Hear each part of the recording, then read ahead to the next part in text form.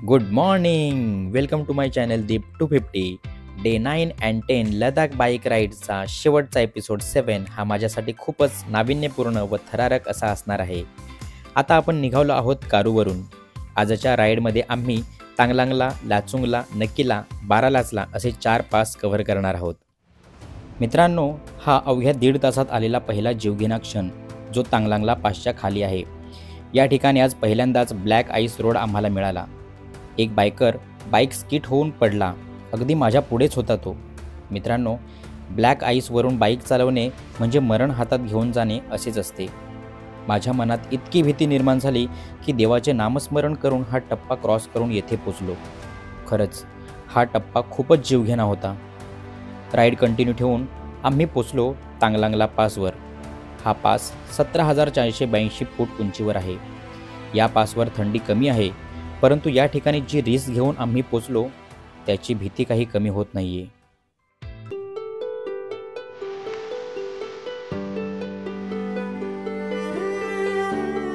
वेळ न घालवता निघूया पुढच्या पासकडे.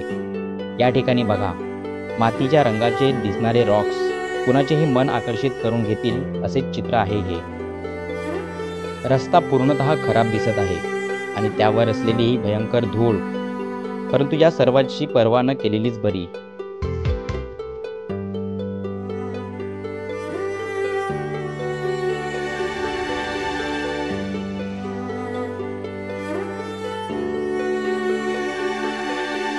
आता आपण पोहोचलो आहोत लाचुंगला पासवर, जो 16,616 फूट उंचीवर आहे. बघण्यासारखे तसे या पासवर काही नाही, परंतु रोड मात्र खूपच खराब आहेत. त्यामुळे रायडिंग गिअर्सची पूर्णतः वाट लागली आहे. पाहू शकता, रोड पूर्ण धुळीचा दिसत आहे. राजेश मात्र इकडची सिनरीज आपल्या मोबाईलमध्ये कैद करताना बघणं दिसत आहे.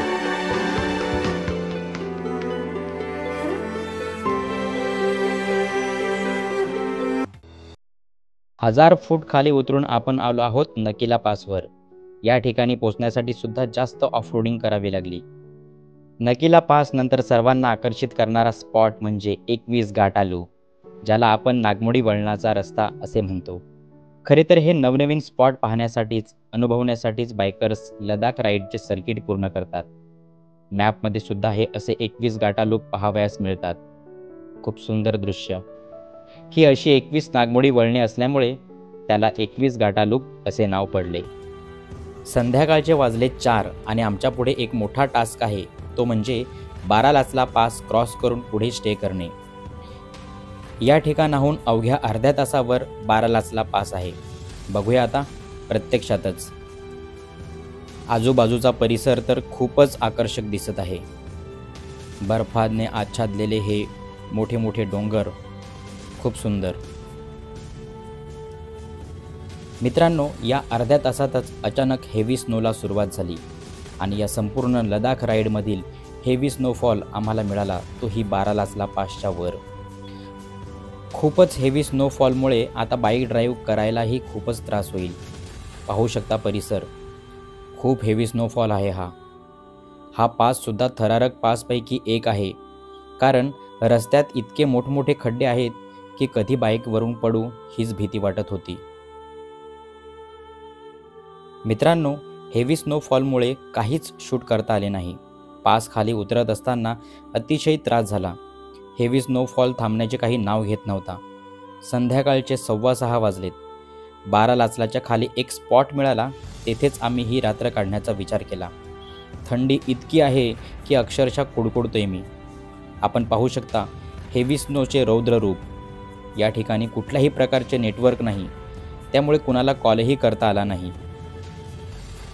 स्वप्न होते हेवी स्नो पाहण्याचे, परंतु या ठिकाणी हेवी स्नोमध्ये बाईक ड्राईव्ह करावी लागली, ती सुद्धा मोठी रिस्क घेऊन.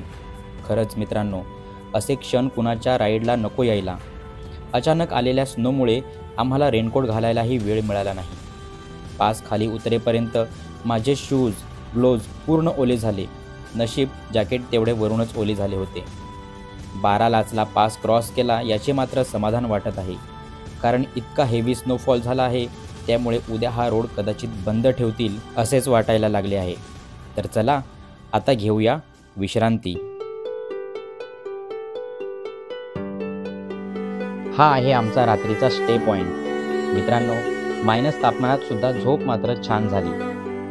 सकाळचे वाजलेत 6। स्नोफॉल पूर्णपणे थांबला आहे। चहूबाजूंनी बर्फाची चादर जणू पसरली आहे असे चित्र पाहावयास मिळत आहे। रात्री 12 लाचलावरून बघू शकता, पाठीमागे 12 लाचला आहे आणि तिकडनं आम्ही निघालो होतो। जेमतेम इथे 6-6:30 पर्यंत पोहोचलो। एवढा हेवी स्नोफॉल होत होता की पुढे जाण्याची आमची बिलकुल तयारी होत नव्हती।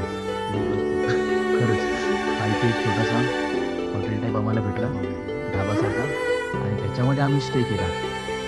आता सकाळचं वातावरण बघतोय,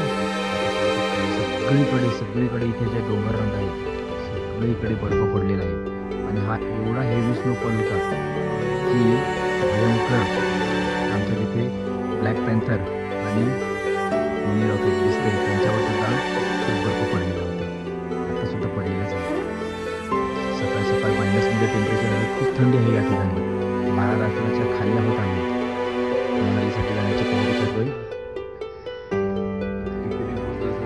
खरंच खूप वाईट अनुभव आहे हा आमच्यासाठी। लडाख ट्रिप सक्सेस झाली, परंतु शेवटी हा असा त्रास। क्लायमेटचं काही सांगू शकत नाही आणि वाटलं सुद्धा नव्हतं की एवढा हेवी स्नोफॉल होईल। पाठीमागे खूपच स्नो झालेलं आहे।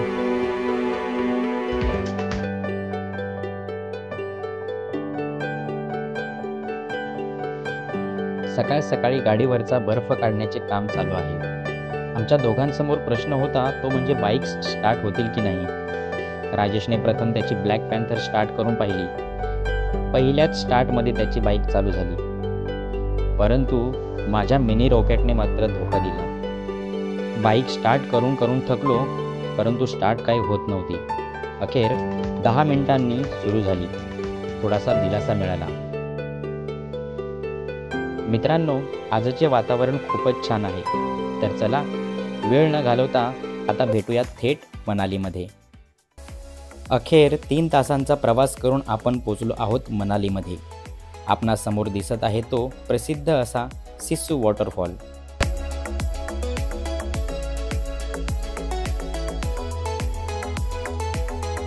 मनालीमध्ये बर्फासोबतच हिरवागार निसर्गसुद्धा पाहावयास मिळत आहे। मनाली हे सुंदर, आकर्षक असे थंड हवेचे ठिकाण आहे। इथला परिसर माझ्यासाठी नवीन नाही, कारण मागच्याच वर्षी मी मनालीला येऊन गेलो होतो, पण आज प्रत्यक्ष बाईक घेऊन आलोय, याचा आनंद वेगळाच। आपल्या समोर दिसत आहे अटल टनल। हा अटल टनल क्रॉस करून आपण प्रॉपर मनालीमध्ये प्रवेश करणार आहोत। अटल टनल हा भारतातील सर्वात लांब 8.9 किलोमीटरचा आहे। या बोगद्यामुळे लेह ते मनालीचा प्रवास खूपच सोपा झाला आहे।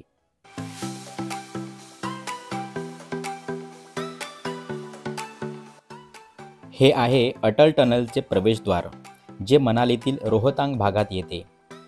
फोटोज काढण्यासाठी लोकांची नेहमीच या ठिकाणी वर्दळ असते। विंटरमध्ये हा अटल टनल हेवी स्नोफॉलमुळे कधीकधी बंद ठेवण्यात येतो।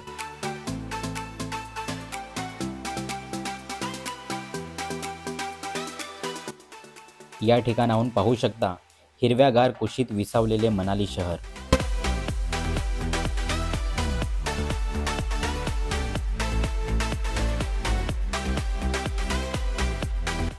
हे आहे मनालीतील प्रसिद्ध हिडिंबा देवी टेम्पल। हे मंदिर महाभारतातील भीमाची पत्नी हिडिंबा देवी यांना समर्पित एक प्राचीन गुहा मंदिर आहे। विंटरमध्ये हे मंदिर अजूनच आकर्षक दिसते। संध्याकाळचे वाजलेत 5। मनालीला आलो आणि मॉल रोड नाही पाहिला तर काहीच पाहिले नाही असेच होईल। हा आहे मॉल रोडचा परिसर। नेहमीच गर्दीने भरलेला असतो। येणारे पर्यटक याच ठिकाणी आपली शॉपिंग करतात। रात्रीच्या वेळी तर हे दृश्य अजूनच पाहण्यासारखे असते। तर मित्रांनो, आज आपण लेह लडाख राईड सर्किटच्या शेवटच्या टप्प्यावर पोहोचलो आहोत। लडाख राईड पूर्ण केल्याचे समाधान चेहऱ्यावर आहेच। या लडाख सिरीजच्या एपिसोडचा आज आपण या ठिकाणी शेवट करत आहोत। तर ही संपूर्ण सिरीज तुम्हाला कशी वाटली हे कमेंट करून नक्की कळवा। पुन्हा भेटूया एका नवीन राईडसोबत। तोपर्यंत गुड बाय।